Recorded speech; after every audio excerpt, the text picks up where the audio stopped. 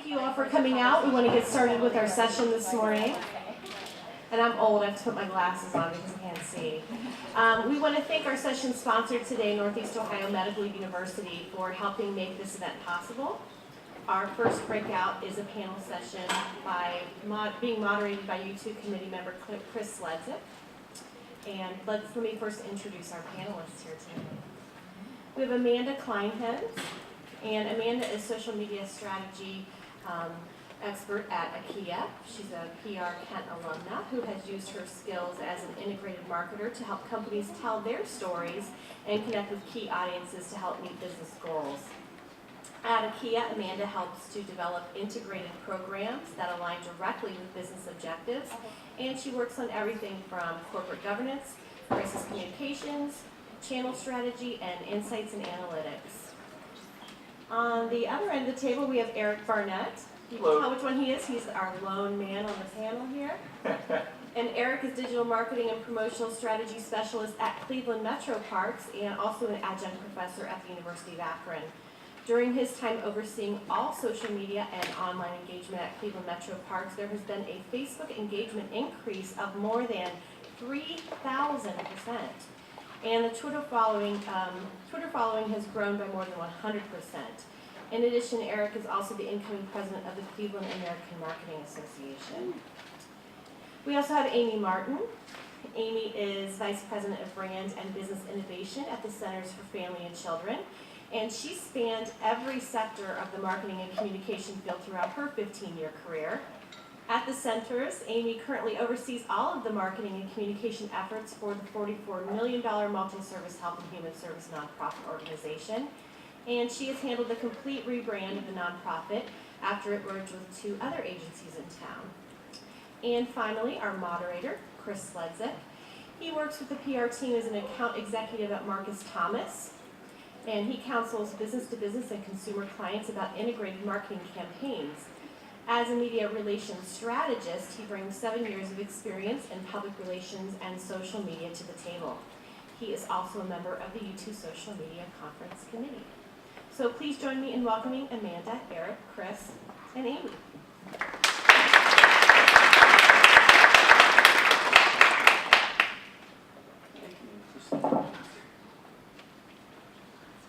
Make sure we're on here so you guys can hear us. Plugging this in so we don't lose our list of questions, but really the plan for the panel this morning is to get you guys engaged and ask a lot of questions. These breakout sessions, you have a choice. You chose to be here. We've got a lot of smart people up here on the panel. As we get started, as you guys have questions, just raise your hand. I'll keep an eye out for you and come up and make sure we can hear you with the handheld mic. Christine had a great introduction of our panel, but I did want to just let them introduce a little bit of their specific social media experience. And if each of you could take maybe 2-3 minutes and say, why are you qualified to tell us about channel selection strategy? Yeah, start with Amanda. Well, I have actually started as a PR curist, graduating here from the Kent State PR Camp program. So having done that, it's been a really great starting point for me, being able to really understand back to basics, what's the strategy, what's some of the messaging and the key audiences and all of that, and really creating the stories that need to go into, how you apply that to social media. So in a few years doing traditional public relations and media relations, moved into more of an integrated marketing role, and then kind of found myself working more specifically in social media day to day. And that too is actually evolving now, knowing that mediums that we use to help tell stories continue to evolve, and they're kind of merging and converging in lots of fun ways. So while social media is definitely hot right now, I think a lot of us will agree that it's already shifting gears a bit and kind of moving into more of an emerging role. So it's kind of exciting to see, I think, how social is becoming more and more less about social media marketing, and it's just marketing, using social media as a vehicle. Hi everyone, I'm Amy. My background, I joked with these two, I'm definitely the oldest one, so my kind of experience starts from when social media started to evolve and kind of the fear that came with it, especially back then I was with healthcare and pharma, so it was working with the FDA actually a lot about what should be deemed acceptable with HIPAA violations and all of that. So I really got ingrained in the beginning around more risk management. And then as social evolved, it became, the opportunity side of it, which has been a really fun journey. But, very similar to my colleagues, I think I never consider myself an expert. I would just say that, the social engagement side is just, the personal and group interactions taken online, and that I pay a lot of attention to it. I'm a big fan of it from a brand standpoint, from a personal standpoint, and that I think if we kind of start from a place of what's the objective, then that's kind of always been my role of what's the objective that you're trying to accomplish, and that's where I've seen kind of the most success and had the most fun. So it's fun to be on the opportunity side of it, still wear a little bit of a risk management hat with it, but really enjoy kind of the ride. Awesome. That was a good one. I sort of feel like I'm in a congressional hearing here. I don't know why. It's like I really want to, healthcare.gov is working, I promise. Anyways, my name is Eric Barnett, and I currently serve as the digital marketing specialist here at Cleveland Metro Parks. And actually kind of weird how I first got my start in social media. It was almost a two-pronged thing. I was in student government at Cleveland State University, which is my alma mater, and I was a marketing major. And our big accomplishment when we were there was actually bringing the Facebook to Cleveland State. So it was one of those weird things that I got involved with that right away, and it's something that I never thought would turn into a career, but it really did. And continued that when I was in the Peace Corps, did some content marketing for a firm down in Jamaica and helped them develop a marketing strategy plan based around social media, blogging, and Facebook primarily, and then was able to take those skills and transfer them to Cleveland Metro Parks, where I'm at right now. And I'd say probably my main specialty is really creating content strategies and trying to figure out, the best type of content that you can create that's relevant to your organization. And that's one of the big things I'm always a proponent of, is that, you could put any picture of a cat out there and be pretty successful on social media. But the idea is really making sure that the message that you're sending out and the content that you're creating is very relevant to your organization. And that's something that I feel is really important. Been teaching at Kent State as well, the principles of social media. And if you follow East 4th Street on Twitter, that's me as well. So, yeah. Just learned who was tweeting from down the street from me in Cleveland. So Yeah, right. I think it's evidence that social media has reached or passed the tipping point. The fact that you guys are all here, and really that even our colleagues in the marketing world have seen that as well. So what I'm hoping that the panel can share is how social media and its importance after that initial the Facebook and starting has sort of diversified, and just talk a little bit about some of the business goals or marketing objectives that you have used or that you have used social media to accomplish. Let's go the other way this time. The other way? All right, sounds good.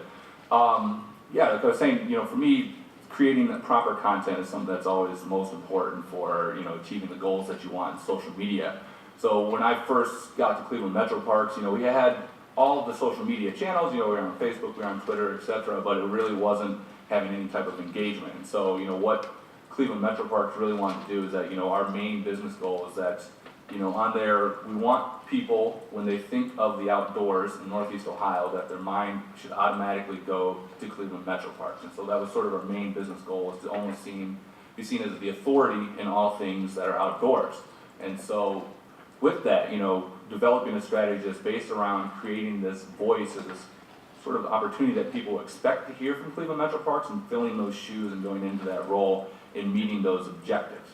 So I think, going on that is really what built our opportunities and what we had to do, and realizing that you have to diversify your strategy. You can't be just one person talking from social media. You got to have a team of people working together that are working towards a common business goal. And for us, it was authority and being the authority of things outdoor. And once we were able to realize that and set down a strategy to meet those goals, the results are just astronomical. We increased our engagement 3,000% in 1 year by just realizing what our fans wanted to hear, the objectives that we wanted to accomplish, and develop a strategy for how to meet those. So my opportunity was a little bit different.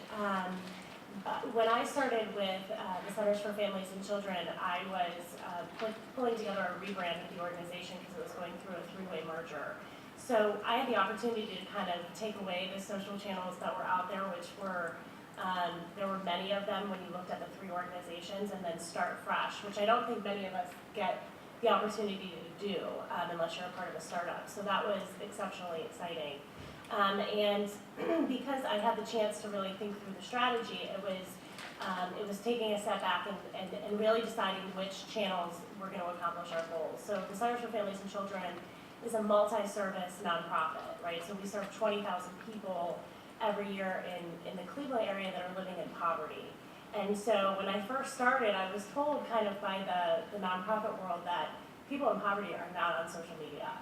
And you know, they can't afford any type of devices. And we knew from research that that was absolutely not true. So we had a great opportunity to launch Facebook, really to kind of engage parents and the community, and really kind of build that. So we're up to, I believe, close to 7,000 or 8,000 followers on Facebook. And those are people living in poverty, not living in poverty, but it was a very kind of misconstrued message.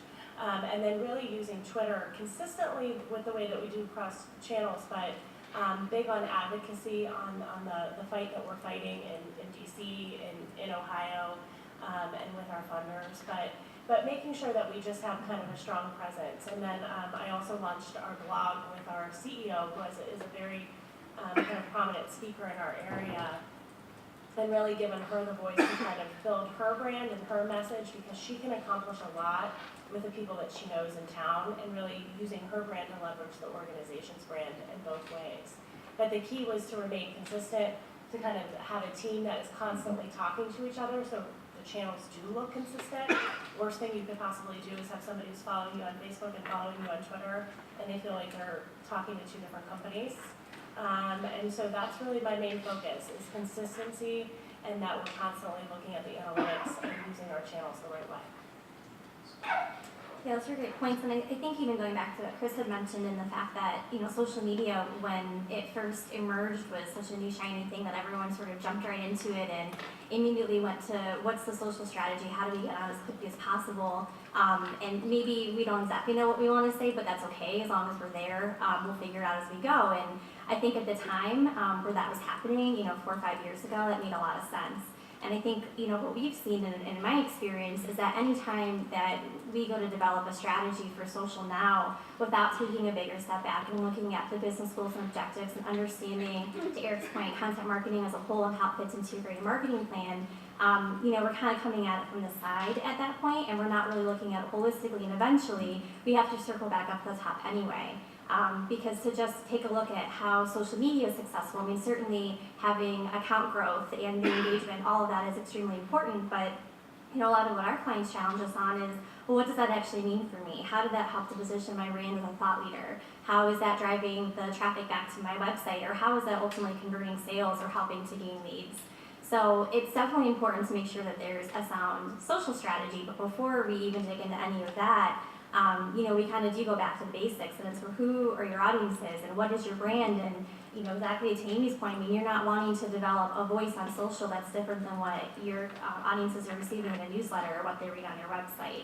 So without having a strong brand platform and without really understanding what that core messaging is and who your audiences are, that's really where we start to better understand where the opportunities are for social.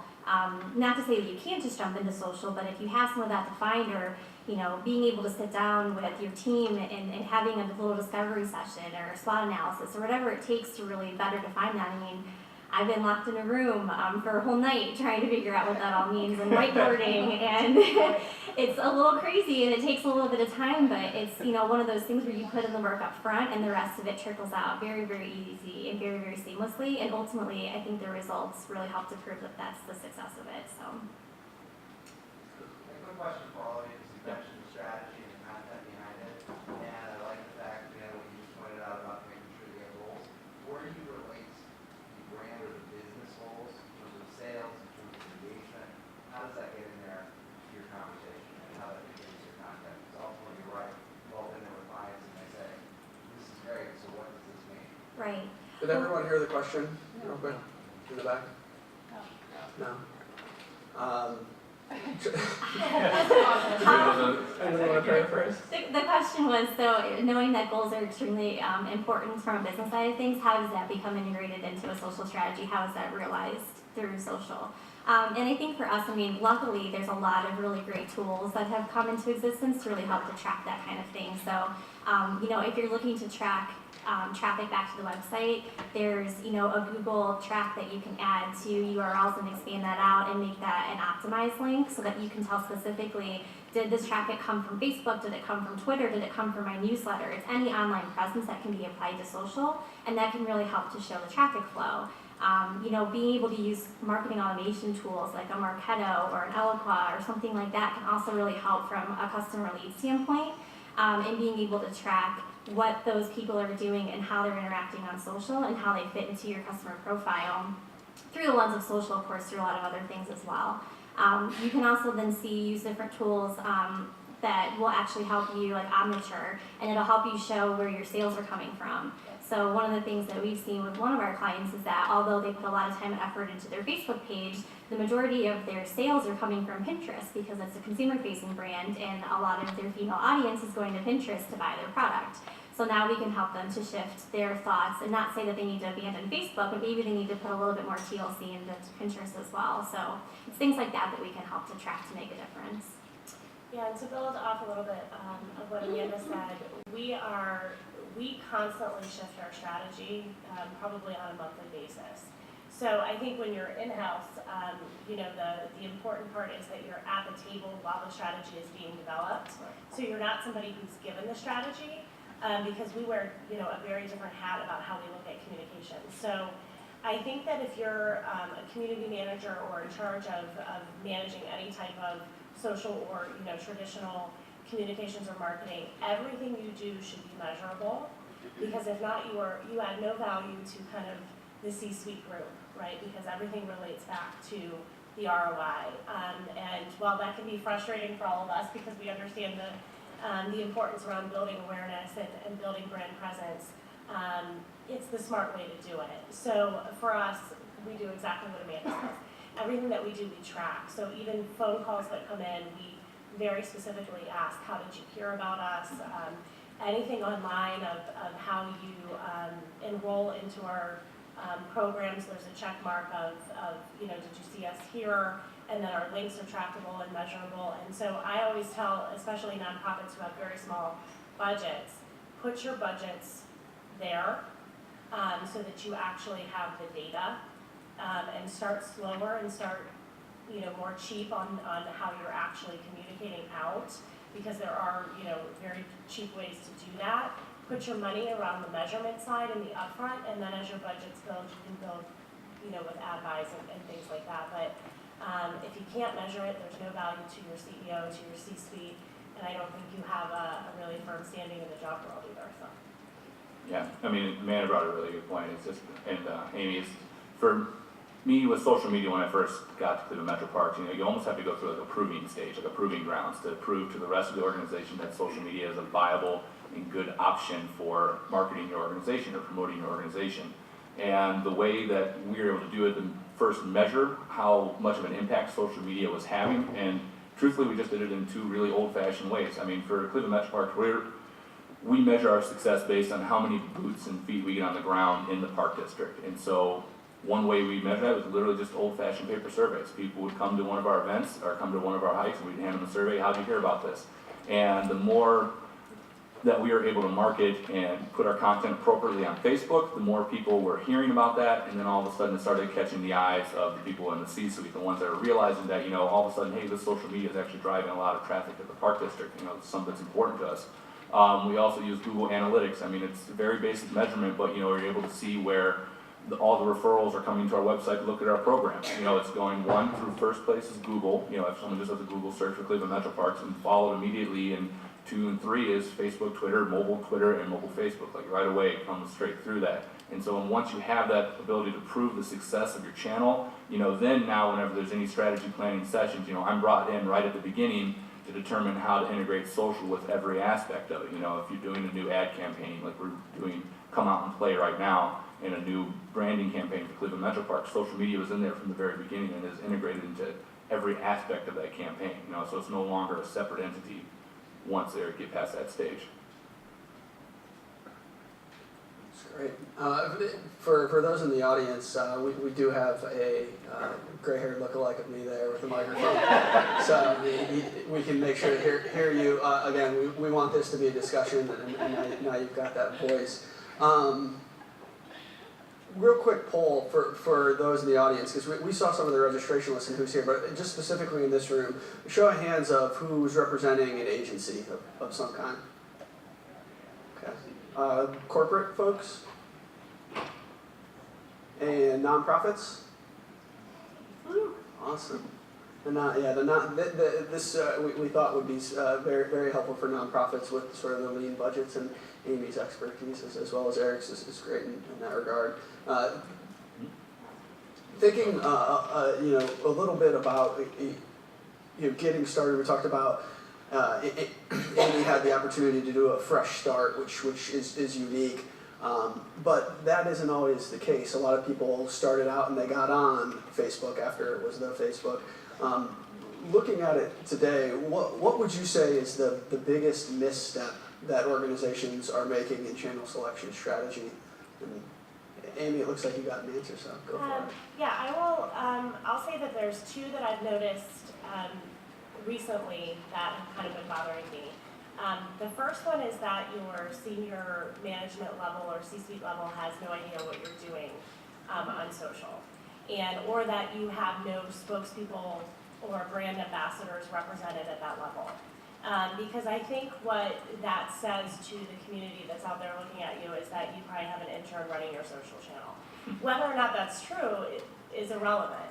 But I do believe that if it's a truly integrated process, that not your entire leadership team, but people that are making decisions at your organization and that are either out in the public or kind of wear that hat of the decision maker and budget maker, they have to be in line with what you're doing. So when I started at the centers, the biggest discussion that I had with my CDO and CFO and things like that were that they were either going to engage and they could figure out the way that they wanted to engage. There's different levels of engagement, or that we were not going to do social media. And they completely agreed with that, and it's been a slow build. It makes, as communication people, it makes your life so much harder, as you can imagine, but it's well worth it. And that's because, again, my CEO is a very active person in social media right now, and we're really proud of that. Very proud of that. She's actually been recognized nationally for it. And I think that's really important because we're telling the story of the organization and the brand. And if your CEO is no part of that, it can't be of true value of coming from the top the way that communication should be. So that's the first thing. And the second thing that I'll just say is, as the channels kind of start to evolve and people are given more kind of platforms for voice, especially like LinkedIn recently, how people can become influencers and kind of, microblog within. I would just be very careful and cautious of using those in a way that's a little siloed. I've heard a really smart person say, you don't build on rented land. So when LinkedIn changes a policy or, starts to monetize in a different way, where does that content go? Where does that thought leadership and that influence go? So just be very careful when you're kind of engaging in those new platforms of where is your hub of your influence, of your brand, of your messaging, and you should own it, and then you can use other tools to help you build it. Those are my 2 points. Anybody else on the way missteps? Eric? Yeah, actually building on that, that was really, really good points that Amy brought up, is that, those different silos of things. I mean, for me, the biggest misstep that I always see is that, when an organization is new into social media, there's all these different options that are available right now, and, people try to go and be on every single social media platform all at once. And that just is setting yourself up for failure. It really is every time, because, you can diversify and you should be on a couple of different ones, but every single social media platform, you're going to end up driving yourself crazy. And I mean, really the most important aspect what you have to look at is, in the end, when you're developing your strategy, who is your target audience? And then, look at where that target audience is currently most involved on social media, whether it's Twitter, whether it's Facebook, whether it's Instagram, whether it's LinkedIn, it doesn't really matter. each one of those sort of have a different core target audience, and you can match your content to actually go towards that specific audience and really determine where you're going to get your best engagement from. So I always say, you start small, focus on one social media platform, and then expand from there in a slow, steady race, not just some big thing where everything's out there. And each one of those expects something different as well too. So you have to keep that in mind, that each platform, when you're choosing one, expects a different type of content to be brought to them. If you're on Instagram, they expect you to use 7 hashtags because that's the norm of what's expected on Instagram. People will be furious at you if you do the same thing on Facebook or Twitter. And then the other biggest misstep that I see too is not having a blog. You're talking about having a hub for your content. Every organization should have a blog because no matter what, one, it's good for your SEO, if anything, it drives people to your website. Two, it gives you a central voice and a place to link everybody back to from all your different social media channel platforms. And three, it helps you create content to spread out there as well too. It takes away some of that pressure. So that's a really big misstep in my opinion, is that it all should go back to a blog or to your website in the end. Yeah, those are all really great points, and number one mistake I guess in my mind that Eric touched on is just thinking that social media is one size fits all for your content, and it's definitely a lot easier to think that way. You can take a Facebook post and then say, okay, well, we'll just chop off a couple characters and turn it into 140, and then maybe add a couple hashtags for Instagram, and it says the same exact thing across all channels. And I think we'll maybe get into that a little bit more later, but in terms of the audience and who's on each of those channels, how they're sharing information, how they're absorbing and consuming the information, it is a little bit different. So to think that it's just a copy and paste approach, I think maybe could have worked in the past, but the audiences have gotten a lot smarter and a lot more needy, and it's more on demand, and they just want more out of you. So I think that just simple enough to say we'll just post the same thing across all three and call it a day is definitely probably a mistake. And then the other part to that too, in terms of what to do there is, once you put information out there, I think sometimes brands get so excited and companies get so excited that they finally posted something, that it goes out there, then they rush back to the drawing board and they start to write more posts. And they forget that they have something out there that is being interacted with and it's being engaged with. So once it gets posted, and you're kind of counting up the retweets and you're counting up the likes on your Facebook post, that's excellent. But yeah, you're like, oh, it's up to 100. But what did you think? What happened then? If you have 10 comments on there and you have 10 people that are positively talking about that message that you just posted, go back and re-comment on that. Engage and elongate that conversation. Make sure that people feel like you're paying attention, that you didn't just post something out there and scurry back to your desk and you forgot to go back and check. It's supposed to be dialogue. So even if it's as simple as just liking every single one of the people who commented on your post, it's that quick, one-to-one, you get excited because you see that someone liked it, but that person on the other end of the computer, we just talked about this in the last session, doesn't know that that's what you were thinking, and they really need that affirmation from you to make sure that they're part of your community. So I would say for good and for bad, because again, not to go too far off track, but I think a lot of times the focus is on the negative, and making sure that, okay, is anyone saying anything bad about me? Is there any, anything that's misrepresented or, bad facts? But there's a lot of good that takes place on social, and so I think, it's not maybe a mistake, but more of something that should be done more often. It's just to embrace the idea of the community and not make it such a one-way street. Make sure that it continues to be two-way, and that includes you too. Well, and I would, to build on what Amanda said, I always tell people that if you pose a question or you put a statement out and somebody poses something back to you and you don't answer, it's the same as Amanda and I saying hi and she's not saying anything back. It's awkward. And it's not the right way to engage. And so, yeah, it's a little awkward when you ask somebody a question in real life and they don't respond to you and they just stand there and look at you. And I do think that that's the same exact thing that happens when you do that online. Yeah, we get a lot of interaction too. Being a government organization, we're responsible for people's tax dollars. So the types of questions that we're getting on Facebook and Twitter are usually pretty specific about stuff that is going on with our budget, and people want really good answers for why we didn't build a path and we chose to do this instead. And even if you don't respond right away, what you can do is, a strategy that we often use, if it's a good question but we have to go through a few different people to find the correct answer, is you put a response out there like, hey, thank you for the question, we've passed this along, this person will have a response for you ASAP, and at least acknowledging the fact that you saw their question and you're trying to respond to it, but you need a little bit more time. So if that question comes across on Twitter, it's not okay just to favorite it? Usually not, usually not. Occasionally you can take it off public forums as well too. Like if it's a very controversial question, we'll put them in contact with the right person and say like, hey, this is Terry Robinson, he's the Director of Natural Resources, your question about, the deer culling, it should go to him, so email him here, this and that, and then we take it off social media to prevent what could potentially be a really harmful back and forth for our organization and keep it in a more private sector, and, still answering this person's question. A direct message would be the better way to do it than Twitter too.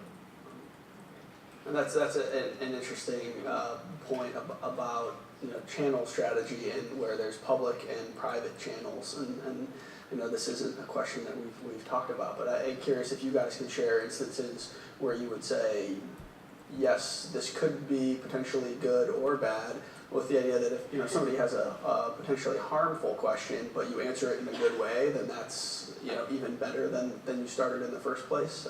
Inoculation theory says for anybody with a theory background, but when do you make the decision to say, hey, now let's take this to email or DM on Twitter, and on the different channels that you operate in, what is your decision point on that situation? Yeah, no, that's a great question, and something that with a lot of our clients, we actually consider that up front first and foremost, because a lot of the companies that we work for, we work with a variety of, consumer and B2B, but especially with our consumer accounts that are moving very quickly. I'm sure we've all read the articles about the idea of social becoming the new customer support line, and people don't call a phone number, they now take to Twitter and they complain about everything, or they'll post on the Facebook page what a bad experience they had with customer support. So for us, what we do right away is actually develop a rapid response plan to make sure that we think through some of those scenarios, and we know up front it's kind of like an extension of a traditional crisis communications plan. It's a little bit, subset of that because it is specific to social, but Chris, to your point, it is really important to understand when the right opportunity is to engage and keep things public and, continue the dialogue. And when, there's someone on there, there's a particular comment or situation that's going to be harmful to the community, harmful to the brand, and that's a situation that we would definitely want to take that offline. So, we use a couple of different automated tools that allow us to do that.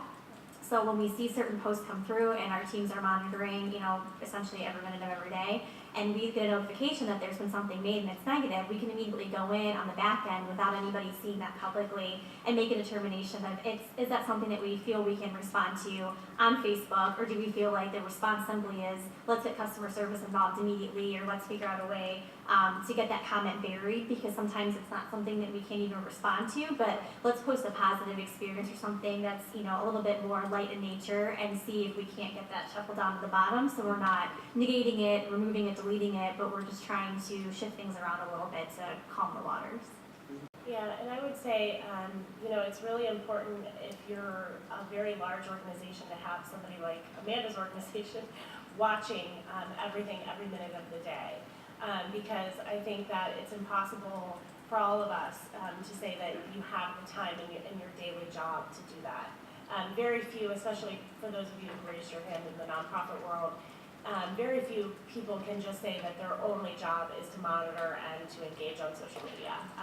They're not the budgets for it. So I always tell people, and especially because I come from that world, that having an agency that works with you is very key. They have the tools to do it.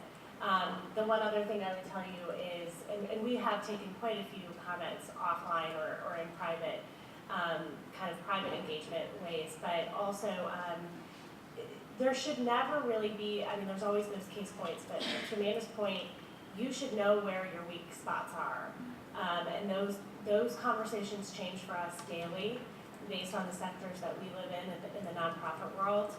Based on what's going on in the government, based on what's on the news every day, and that's pretty much the case, I think, for any organization or brand. And so the people that are working for you or with you should be very in tune with that, and be very careful on who you have as your respondents, right? So I'm sure Amanda responds quite a bit for her clients, and that's because she's very capable of doing so and is up to speed on that. But if you have somebody at a different level kind of responding because they're told to respond quickly, and maybe it's a junior person in your organization, that could cause a very big catastrophe, something that is way more blown out than if you would have just let the comment wait for a little bit. Yeah. We always make it a really good point to look at the initial tone of the question too, even if it has the potential to be a bad question. You know, there's a lot of times we'll answer it on social media and make it public just because we're defending our position. You know, we don't want to look like an organization that doesn't stand behind the work that they do, even if it doesn't agree with everybody. But if you look at the initial tone that you can't have an intelligent conversation with this person on social media, you got to take it offline, because if they're just, no matter what you do, they're going to say something bad about you. See, we have one question from the audience here. I know you guys came here for a reason, so if there's things that haven't been answered yet, our time's ticking, so make sure you raise your hand and we'll get to you.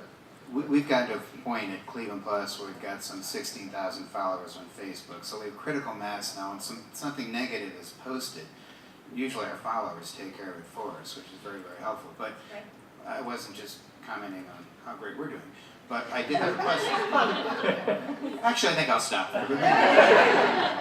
But when you do have somebody that's just a hater, and they post something, and you post back in your professional response, and then they post again, and I might go one more time, but when they come back again, I just cut it off. And I'd be curious to know, is that your philosophy, or what do you do with somebody who just doesn't stop?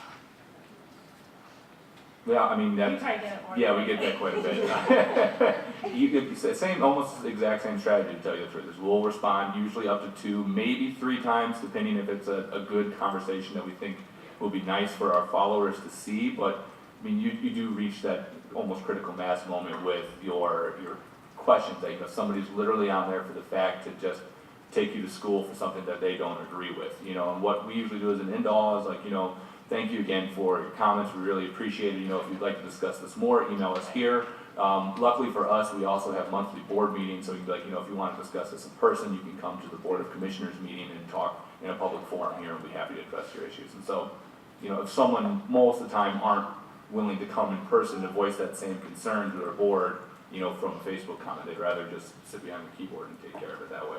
I think that this afternoon when Akron Children's Hospital's session, and it's in this room, they're talking specifically to that sort of circumstance and how to deal with it. I don't want to steal too much thunder from them, but Mr. Baldwin has a question here. We got Ron. Ron's got a question first, and then we'll go to that. I see what you're struggling with, and it's probably what we're all doing, is you first convince your management that this is important, then go out and find your social media audience. I'm wondering if anybody's looking at the future. I came across this term, digital natives, and that's the generation who, digital natives, who doesn't remember a time when there wasn't internet and there wasn't social media. And 10 years from now, we're going to be having a totally different conversation. So I'm wondering if you're thinking of that generation coming on where you won't have to convince them that this is important, and then how you're sort of managing the transition until then. Yeah. It's a very good point, and as somebody who, again, I'm showing my age, who has children who are kind of in that group, it's very scary, but it's also very positive, a huge opportunity, right? Because right now, I think with the 4 different generations that are in the workplace right now, the biggest struggle is getting people to see the value in it and to engage in it, right? So, but I believe that within 5 years, it'll completely shift the other way. And I think that's when you will see more of the risk management start to play. Right now, it's very big, opportunistic. With, you know, let's make sure that nothing erupts, and we have teams waiting, and we have plans waiting. I think that you'll see a bigger shift in kind of the preparedness plans as that happens. And I think that where the biggest challenge will be for companies and brands will be within their own employees, right? So everybody has a voice, and your social media policies, if they don't evolve and evolve in the right way, it will detract people from working with you, working for you. But then if you don't do it in the right way, it puts you at a huge risk. So we read up on that constantly, because that's to your point, that's kind of the tomorrow. So how do you, I think Coca-Cola has an amazing kind of social media policy and plan in the way that they interact with their employees and their customers and all of that, and they're doing a great job with it. And I think that as we evolve, there'll be a lot of lessons learned, but I really do see employees as being the biggest challenge as that evolves. Great question. Yeah, I mean, we, for working with people who are digital natives, you know, that's always been a part of their life, particularly like our zoo staff. You know, a lot of people come in there at the age of 14, something like that. You know, they're starting, or 15, starting to work for Cleveland Metro Parks, and they've really been a part of that their entire life. So, you know, we do have an employee social media policy in place for what is and what is not allowed at the workplace. You know, we do allow employees to use social media while they're there, you know, but only on certain times of the day, you know, and making sure that the message is that they're not hurting the organization in any way by their social media actions while they're at work or even when they're not at work. So that's a really big aspect. And I mean, in terms of reaching digital natives as well too, is that, you know, you have to make sure as an organization that you are keeping up with the different social media platforms. So, you know, recently for us, you know, Facebook and Twitter was always our two big things. You know, they still are our bread and butter, but, you know, we realize we have to reach a younger demographic as well too, to catch them as they're getting older, to make sure that Cleveland Metro Parks is a part of their lives while they live in Cleveland for the rest of their lives.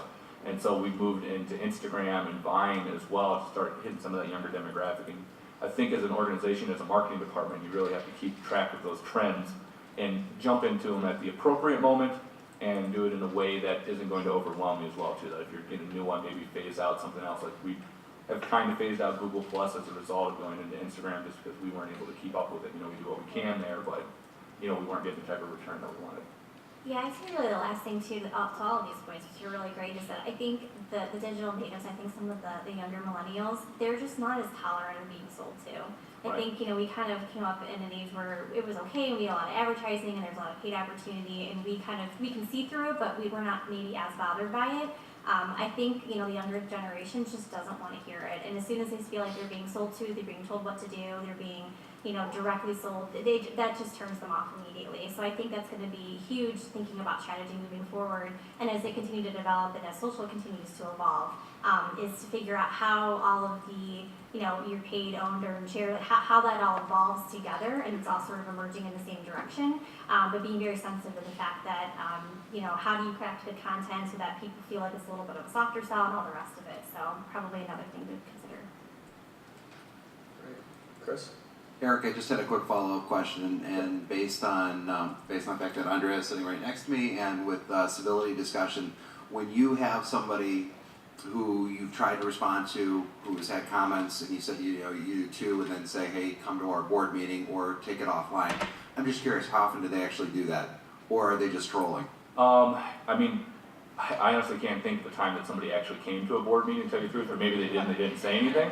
So, but I mean, that usually is like people who they don't want to go offline. They're happy being behind the keyboard. But email-wise, yeah, almost every time, to tell you the truth. We invite them to email, and what we specifically do to try and make that email more relevant, that, you know, most people understand that, you know, generally it's a marketing department or a PR person who's handling the social media front. And so we really try to make it a point that if there's a question that goes directly to a specific part of our organization, whether it's park operations and they're wondering if a bridge is being built on time or a path is being built, if it's something about how we're taking care of an invasive species, you know, it goes to our natural resources department, we make sure that that person knows that the person responding to them is from the department that should be answering that question, or we transfer them to if they had called us directly as well too. And so that way, saying like, you know, hey, you know, this is Jim, he's our director of construction, email him right here and he'll take care of all your questions for that. Or Jim will have Jim respond directly as well to him. Questions from the audience at all? Yeah.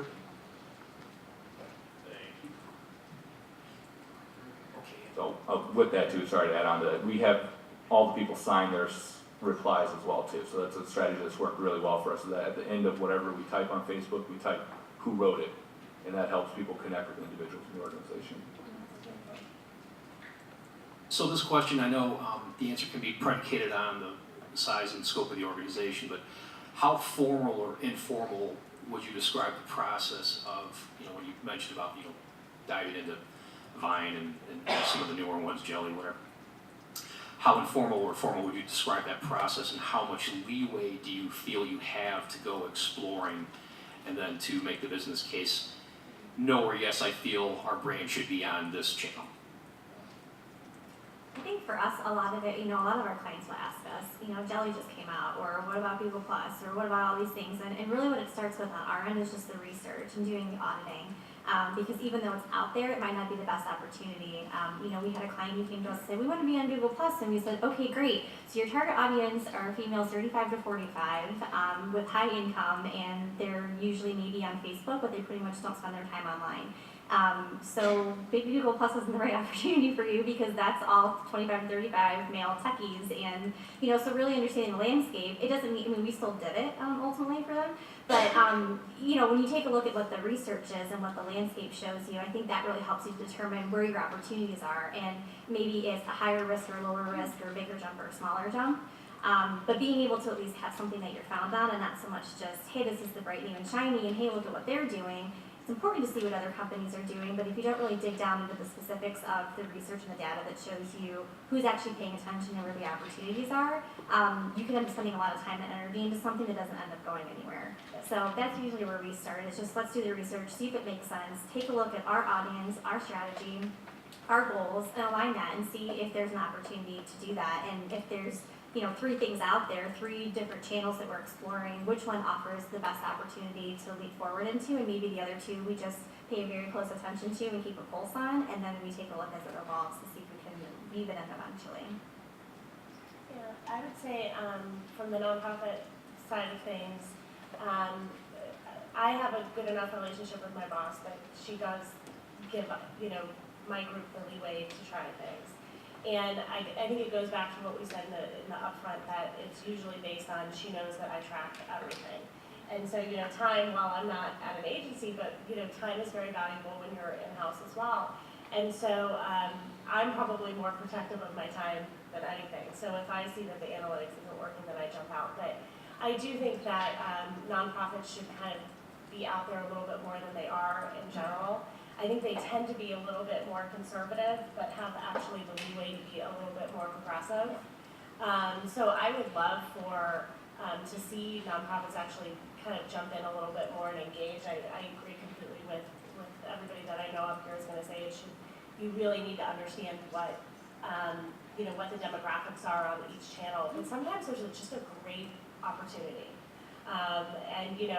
And that's how our Instagram opportunity started, because we're a very small group and we were really focusing on what was showing us an ROI. But there was an opportunity on Instagram that I wasn't going to give up, and it was the right thing to do. We watched the analytics and it panned out. So I hope from the nonprofit sector that and the younger nonprofits and more of the social ones that are just coming up, they're great, right? Because it's usually younger people driving them. But the bigger ones, the Red Crosses, the huge ones that have huge presence, you also have huge impact. So don't forget that the whole point of being out there and having more channels is hopefully to increase your impact. So while there's always risk, there's always great reward too. So.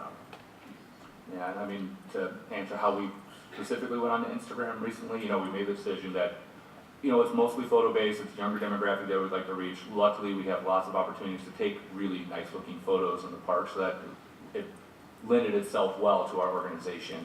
And what I did to help get that off the ground is realizing that, I'm not out in the field, so I can't really go out there and take all these photos very often. So going out there and training our naturalists and training the people who are on the ground about, this is Cleveland Metro Parks, this is how our brand speaks in general, say these things, never say these types of things. And, if you see an opportunity, take it, and we won't hold it against you, pretty much. It was sort of a very loose strategy, to tell you the truth, but that also sometimes starting loose for us helps us develop something that's more specific in the long run, because then you get to see what works, what doesn't work, and then you can apply that more strategically to the overall goals. Yeah, I will say the baby boomers in our organization, not to focus on them, but are still terrified that if they do something wrong, they're going to get fired. And that makes me sad. So we try to work with them that, there's a little bit of openness to kind of take a little bit of risk. That's great. We got a question in the back, Tracy? Hey, thank you so much. Going to the title of the presentation, Amanda, you mentioned several times both some auditing tools and some measurement tools that you have found to be the best in terms of evaluating these channels to focus that social budget. Can you share with us some of those auditing and measurement tools that you have found to be the most effective for your goals and objectives for your clients? Sure, yeah, absolutely. Luckily, there are a lot of them. And some of them are collectively better because you can get a lot accomplished within one, and some are very specific and they do very specific types of things. So the day-to-day management tool that we use to help to maintain programs is called Sprout Social. It's a really nice starting point, I think. It allows you to integrate both Facebook and Twitter, as well as Google Plus and Google Analytics. And it also actually integrates Feedly as well. So if you're looking for resources to help feed your channel, you can set that up and kind of link everything together. And it also connects to Bitly, which is nice because that's another link tracking tool. So it's all kind of integrated and wrapped up within one platform that we really like. So we use that for day-to-day monitoring and tracking. We do all of our, like I said, monitoring. We'll do all of our scheduling and our publishing. And then we can task the team internally so that if we do see posts that need some additional attention, we can let somebody know even if we're not sitting at the desk next to them. And then from the analytics side, we found that they do a really nice job of pulling all of that in as well. So that's one that we really like to use a lot. You know, there are other ones that get a little bit bigger, a little bit more expensive. There's one out there called Sprinkler without an E, so it's Sprinkler, which is also really nice. You know, we get a little bit higher with bigger budgets. There's a Spreadfast, which is really good too. So there's a lot of tools like that that are called SMMS, so the social media management systems. And then on the other side of things, I guess I should mention too that in addition to that, so while we love Sprout, one of the things that it doesn't do super well is monitoring. It only gives you one feed to look at a time. So we'll still utilize a traditional Hootsuite or TweetDeck that's free, where we can take a look at up to sometimes 10 feeds at a time, and it looks kind of matrix-like, but it's nice because you get to see a lot at once. So we'll utilize the free tools to help us do the monitoring, and then this other one, Sprout, to do some of the tracking and the publishing. What else we do as well in terms of the auditing and sort of the research, this is ongoing, is through social listening. There's a lot of, again, really great tools out there. We use a tool called SDL. S is in Sam, D is in dog, L is in Lisa. It's really solid, and what we really like about it is it provides some deeper analytics across all online platforms in addition to social. So you get your YouTube and Facebook and Twitter and the rest, but then you also get access to wikis and blogs and forums and other types of online news sites. And you can plug in specific keywords and do a lot of tracking. You can blacklist things that aren't relevant to you. You can include keywords that are excludes to make sure that if your name sounds like somebody else's name and you're pulling in things that aren't relevant, you get rid of it. And it's really nice because it really helps you to better understand who some of your key authors are, what some of the main domains come from. You can do side-by-side comparisons, like a share of voice. So if you're looking maybe at 4 different topics, or you're looking at 4 different channels, how is the information coming through? And you can click in very specifically to get those insights. So SDL is what I really love to use. You can also use something like a traditional Radiant 6 or a Sysomos or something like that. So there's a lot out there, and luckily there's a lot out there that you can use, but those are just some of the ones that we use. You know, we're running short on time before the rest of the group, you know, busts down the doors and comes back in here. But if you guys have any other tools, resources, or even processes, Amy and Eric, to share on top of what Amanda has.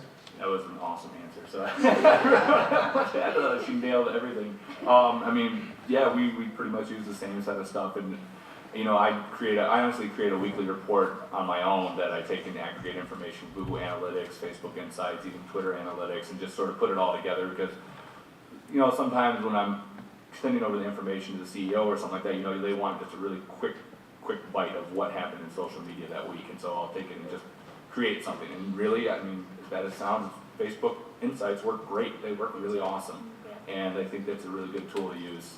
Twitter's still working on theirs, but that's honestly what we use most of the time. Yeah, we use Sprout and we use Hootsuite, so I agree. Hootsuite's the best, I think, from the free standpoint, and they create reports for you too. Well, thank you guys, and if any other follow-up questions, be sure to snag these smart panelists out in the hallway before they. We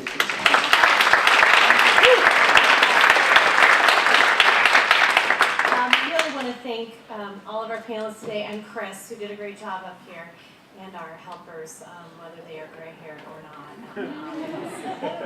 I really want to tell everyone about lunch because I know that's always a critical part of any conference. It is time for lunch, and we're fortunate to have a really great lunch that's provided to us from Robert J. Events and Catering. If you have already requested a gluten-free, a vegan, a vegetarian type meal, you do need to go to the registration desk to ask for that.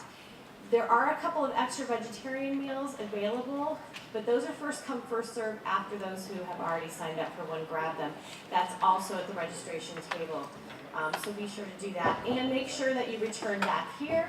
And we are going to have a great keynote address by Danny Brown, who's manager of social engagement and insights at the Ontario Lottery and Gaming Corporation. Thank you so much.